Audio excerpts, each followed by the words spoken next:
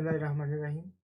इस वीक के अंदर हम सेंटीमेंट एनालिसिस का टॉपिक जो है उसको डिस्कस कर रहे हैं। उसके अंदर हमने फर्स्ट 2 वीडियोज़ के अंदर ये देखा कि किस तरह से हम नैव बेस एल्गोरिदम और बाइनराइज़्ड नैव बेस एल्गोरिदम को यूज़ करते हुए सेंटीमेंट एनालिसिस कर सकते हैं, या मूवी रिव्यूज़ हो गए, प्रोडक्ट रिव्यूज़ हो गए, उनको क्लासिफ़ाई कर सकते हैं कि वो पॉजिटिव हैं या नेगेटिव हैं।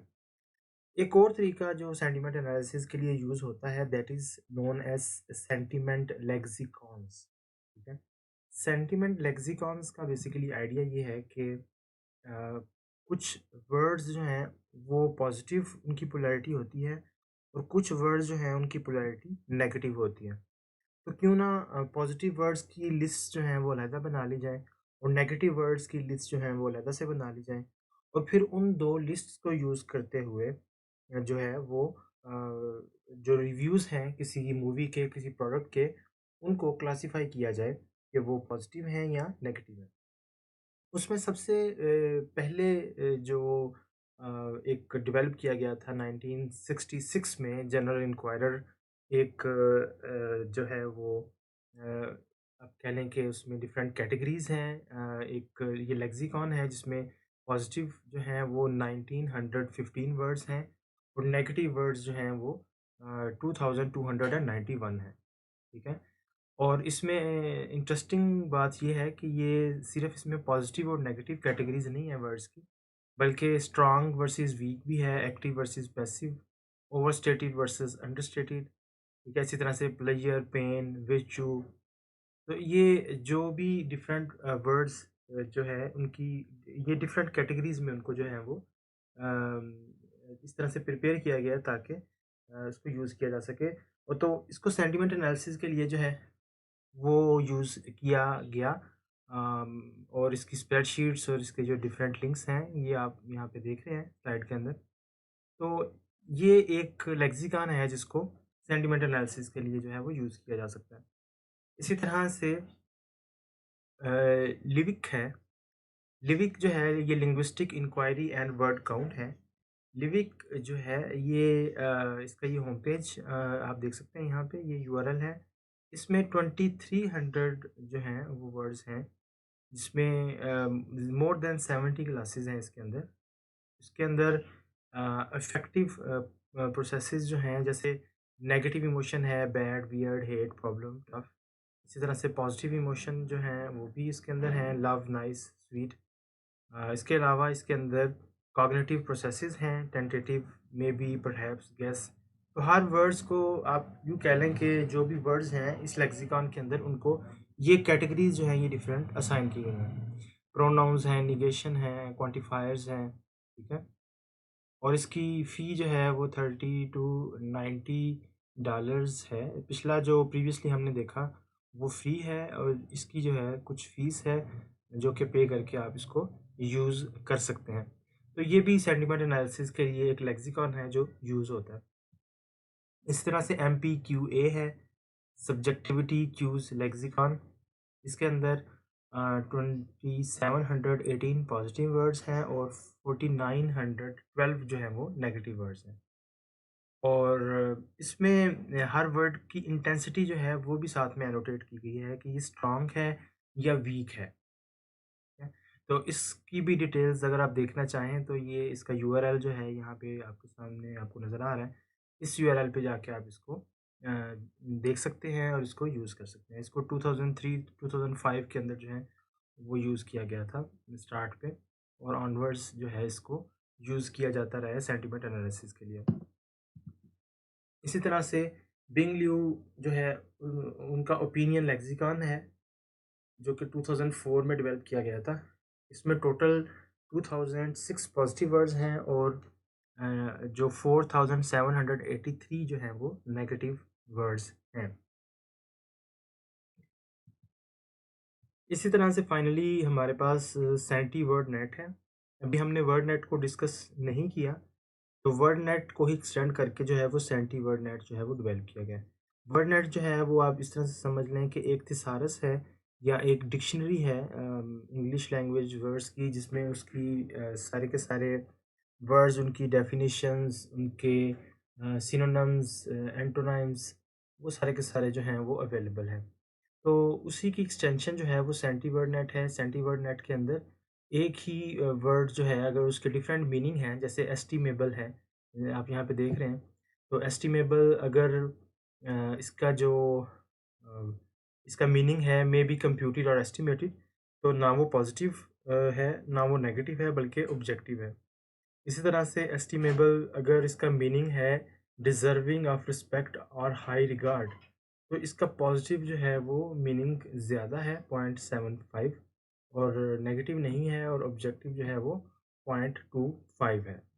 ठीक है, तो ये एक यूँ समझ लें कि ये मैनुअली डेवलप किया गया है ये लेक्सिकॉन, ताकि इसको सेंटिमेंट एनालिसिस के लिए यूज़ किया जा सके।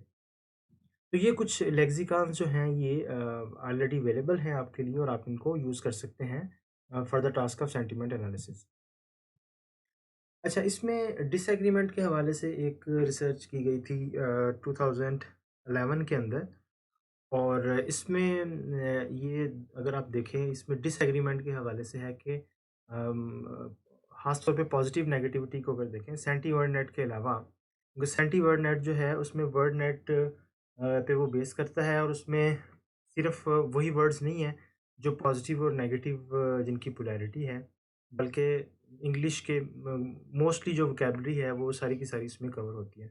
तो उसको छोड़ के बाकी जो ओपिनियन लेक्सिकॉन है, जनरल इंक्वायरर है, या लिविक है, ये सारे के सारे जो हैं इनमें डिसएग्रीमेंट बहुत कम है। यानी अगर एक लेक्सिकॉन के अंदर एक वर्ड को नेगेटिव कहा गया है तो दूसरे में भी नेगेटिव कहा गया है।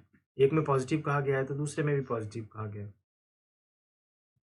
तो क्वेश्चन ये रेज़ होता है कि हम इन लेक्सिकॉन्स को, या ये सेंटिमेंट लेक्सिकॉन्स जो हैं, इनको यूज़ करते हुए किसी मूवी रिव्यू की पोलैरिटी किस तरह से कंप्यूट कर सकते हैं, ठीक है? तो उसमें जो पॉट्स और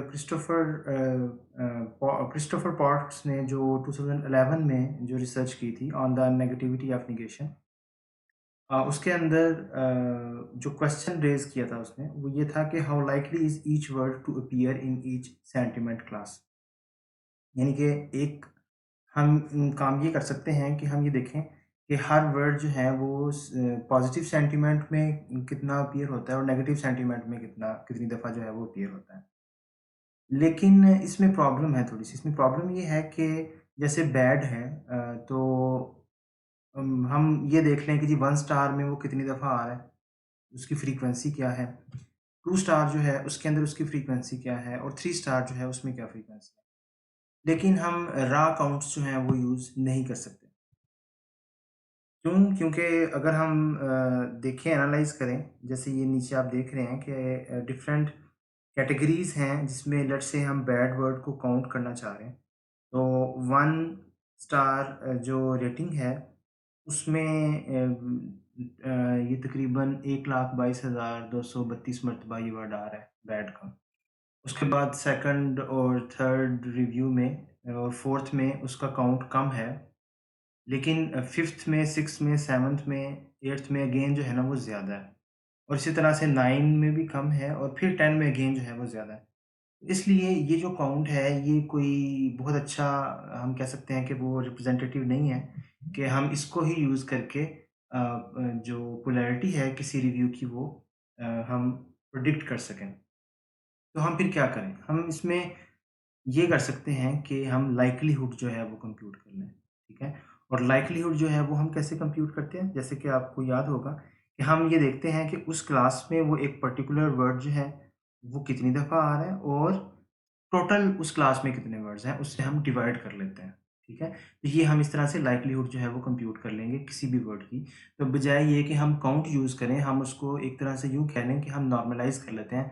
यानी कि इसका फ़ायदा ये होगा कि जिस क्लास में ज़्यादा वर्ड्स हैं, वो उन ज़्यादा वर्ड से डिवाइड होगा, ठीक है? और जिस क्लास में कम वर्ड्स हैं, यानी कि अगर कोई क्लास अगर 10 स्टार रिव्यूज़ ज़्यादा हैं, ठीक है? तो वो भी एवरेज हो जाएँगे, और अगर 1 स्टार रिव्यूज़ ज़्यादा हैं, तो वो भी एवरेज हो जाएँगे। तो कहने का मकसद ये है कि लाइक्लीहुड जो है ना, वो बेहतर है in comparison to count, simple count से। और ये आसान बना देता है कि हम फिर वर्ड्स को जो है वो कंपेयर कर सकते हैं, ठीक है? और फर्दर हम इस पे ये कर सकते हैं कि हम स्केल्ड लाइक्लीहुड जो है वो यूज़ कर सकते हैं। स्केल्ड लाइक्लीहुड जो है उसमें हम क्या करते हैं कि probability of word given class जो हमने ऊपर कंप्यूट की है, उसको फर्दर हम डिवाइड कर लेते हैं probability of the word itself. इनके उस वर्ड की टोटल प्रोबेबिलिटी क्या है, यानी कि टोटल वर्ड्स कितने हैं और उसमें से वो वर्ड जो W है वो कितनी दफ़ा आ रहा है। तो वो जो प्रोबेबिलिटी है उससे हम डिवाइड कर लेते हैं। तो ये फर्दर जो है इसे हम कहेंगे स्केल्ड लाइक्लीहुड, ठीक है? और ये स्केल्ड लाइक्लीहुड जो है ये काफ़ी बेहतर है निस्बतन काउंट से या सिर्फ लाइक्लीहुड से। और इसमें अगर हम देखें तो यहाँ पे स्केल्ड लाइक्लीहुड में अगर लेट्स से गुड का वर्ड हम देखते हैं और उसको डिफरेंट जो स्टार्स हैं 1 स्टार 2 स्टार 3 स्टार रेटिंग वाले जो डॉक्यूमेंट्स हैं उसके अंदर उसकी स्केल्ड लाइक्लीहुड जो है वो कंप्यूट करते हैं।